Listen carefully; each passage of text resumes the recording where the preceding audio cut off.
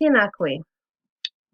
In my presentation for Society and Learning 3.0, I will start with the evaluation of my teaching philosophy in relation to the unique societal context of Aotearoa, New Zealand, followed by a look at the relationship between my knowledge and practice as informed by tangata whenua, or lack of. I will then move on to discussing how my learning strategy enhances a learning setting which is inclusive and physically, socially, culturally, and emotionally safe, and finish the presentation by looking at the importance of the professional requirements and expectations of teachers in Aotearoa, New Zealand. Sir Hirini Mokomead stated in his book, Tikanga Māori Living by Māori Values, that whakawhanaungatanga embraces whakapapa and focuses upon the relationships. Individuals expect to be supported by their relatives, near and distant, but the collective group also expects support and help of its individuals. This is a fundamental principle. This statement is particularly relevant to my personal teaching philosophy of relationship-based learning and teaching, combined with the concept of ako.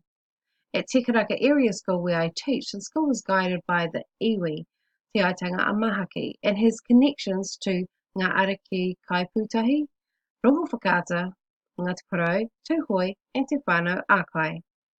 At least 90%, if not 100%, of our students are of Te Aitanga a Mahaki descent, and at least 90% of our staff are connected to the aforementioned iwi. Mead goes on to discuss how the whakawhanaungatanga principle reaches beyond the actual whakapapa relationships and include relationships to non-kin persons who become like kin through shared experiences and or to the ancestral house. Add to this mix information gathered in a report titled Education for Māori, Relationships Between Schools and Whānau, led by Lynn Provis, which noted that whānau with students at decile 1 to 3 schools and whānau with students at schools with a higher proportion of Māori students on the roll were more likely to say that they had an effective relationship with that school, in contrast with the whānau with students at a decile 8 to 10, who would have a less likely effective relationship. This led me to go back and evaluate the relationships table. Te Karaka Area School aligned with both Mead and Provis's statements. At the centre, we have the student.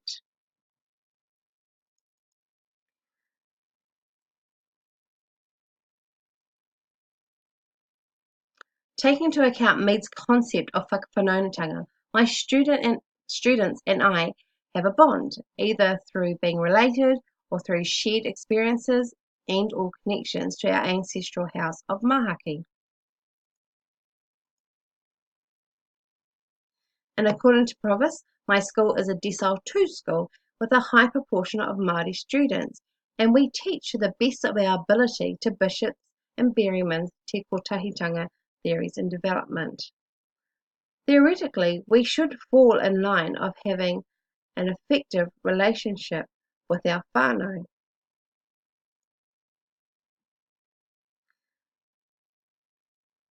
But before I look too much more into that, I also think it's important to consider Mataranga Māori and how the ako of my teaching philosophy is practiced beyond the initial teacher-student relationship, but to look further into the teacher-student/whānau relationship with the implementation of my learning strategy of the class website designed to include whānau.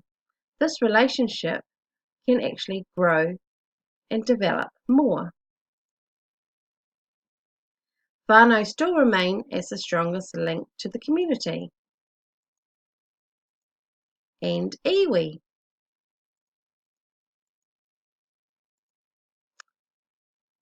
Amongst all of these groups, the Board of Trustee also sits within the community, helping to guide the teaching staff. But the problem is they don't actually connect or communicate directly with us. Ideally, this is what our relations table should look like, with all the groups intertwined and student-centered. But this is what we have. Provost commented in her report that essentially there is no one way or best way for schools and Māori communities to engage with each other. It is clear, however, that the balance of responsibility resides with the schools and the stance they adopt in communicating with whānau, hapu, and on occasions iwi. This is one of the main points that kind of led me to design a website by my class for whānau. Here is the homepage of my learning strategy, which is a website for my social studies class. It was designed in mind for just one of the classes, and the feedback that I got from some parents after I had actually developed it was that they wanted more. They wanted to encompass a lot more of these subjects instead of just social studies. I said at the time that it was a big task and that we would start small and start with social studies, and then we could discuss it further. The website is inclusive of all comments and contributions made by whānau through the comments and quick chat section on each page. Physically, it's a safe space because whānau can open it wherever they can. And socially, the site is monitored by the students, and I have the main access to it, so I can make sure that all language and behaviour on the website is appropriate. Because this is a social studies class, our research projects, I've made sure that they're all local curriculum based so that anyone who looks at the site can feel that cultural and emotional connection straight away if they're whānau. And also the emotional connection can be made because of the images, the comments, and the work that is posted up. There's that real personal connection between whānau and the student. However, one of the things that I learnt and I can now critique on is that there was limited literature that supported this sort of idea, this learning strategy. There was a lot of digital teaching, digital classrooms in that, but not specifically for Māori students in their whānau. Feedback from the whānau on building the site, of course, they wanted a lot more, they wanted to see a lot more, but they wanted something that covered the whole school rather than just this class, which is what I was trying to do. Time management, it took a lot longer than I thought, and because I have such limited time with my students in class, they weren't able to give me feed forward and tell me everything they wanted. And I think the information they did give me, I was quite reluctant to hand over control because I like everything to be nice and tidy, and I want the whānau to see the best of my students. And what the students wanted didn't actually line up with my aesthetic sort of look. So that's something that I have to work on as a teacher, to let them express themselves through their website.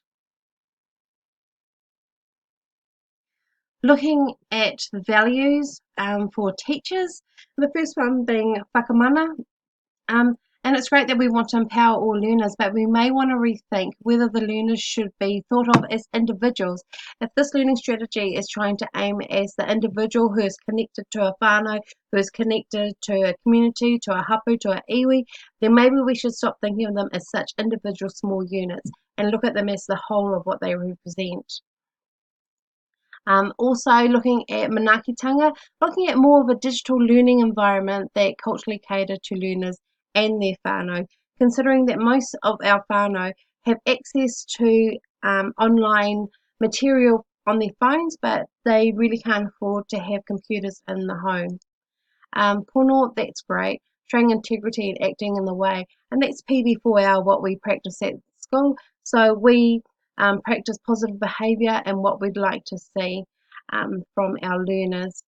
And whakawhanaungatanga, or whanaungatanga, sorry, and that's engage accordingly. So if I'm going to be engaging with them, do I engage with them as a teacher who is connected to them, or do I just connect to them as a teacher standard?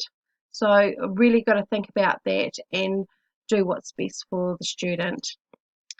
And that is my presentation. Thank you very much. Here are my references. Let me just move my head up so you can see. Kia ora, bye.